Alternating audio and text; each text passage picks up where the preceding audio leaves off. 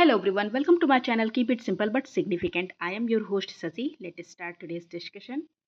Which of the following is not a part of the Directory Principles of State Policy? Directory Principles of State Policy, that is DPSP का part नहीं है कौन सा?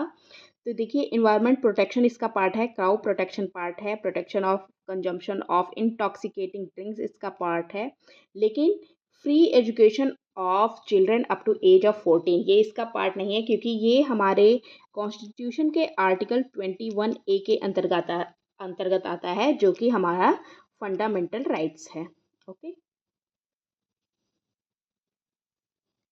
इन which year was Goa was conferred statehood? Goa को statehood का दर्जा मिला कब? तो वैसे तो पहले गोवा, दमन दीव और ये सारे पार्ट थे पुर्तगीज के। फिर बाद में पुलिस एक्शन किया गया 1961 में और उसको आज़ाद किया गया, बनाया गया पहले यूनियन टेरिटरी। फिर उसके बाद 12th कॉन्स्टिट्यूशनल अमेंडमेंट एक्ट हुआ, जिसके द्वारा जो 1962 में ये अमेंडमेंट हुआ था, और फिर उसके बाद गोवा को स्टेटहुड का दर्जा दिया गया 1987 में। Answer is B.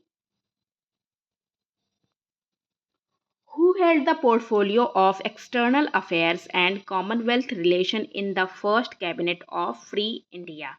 तो किसने external affairs and Commonwealth relation का पद संभाला first cabinet in free India में? तो ये हैं Jawaharlal Nehru. Answer is A. Jawaharlal Nehru as the first prime minister of free India held the portfolio of external affairs and Commonwealth relations, और इन्होंने research in first cabinet of free India, scientific research का जो portfolio था, इसको भी इन्होंने संभाला था। Which act provided for free right to vote to women? कौन सा act right to vote to women के लिए बात करता है? तो ये एक्ट है गवर्नमेंट ऑफ इंडिया एक्ट 1919। तो गवर्नमेंट ऑफ इंडिया एक्ट 1919 में लिमिटेड वोटिंग राइट्स दिए गए थे वुमेन्स को। कुछ जो वुमेन्स जिसके पास सर्टेन इनकम होती थी, उनके पास राइट होते थे वोट करने के लिए, अगर वो ऐसा करना चाहती हैं तो। फिर उसके बाद लेकिन वहाँ उस समय पे womens were not allowed to contest election. Which among the following was the first state in India to constitute an institution of Lokayukta?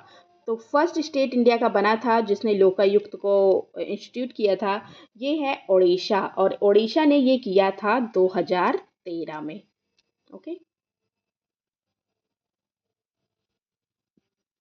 Economic and social planning comes under which of the following? Economic and social planning किसके अंतर्गत आता है?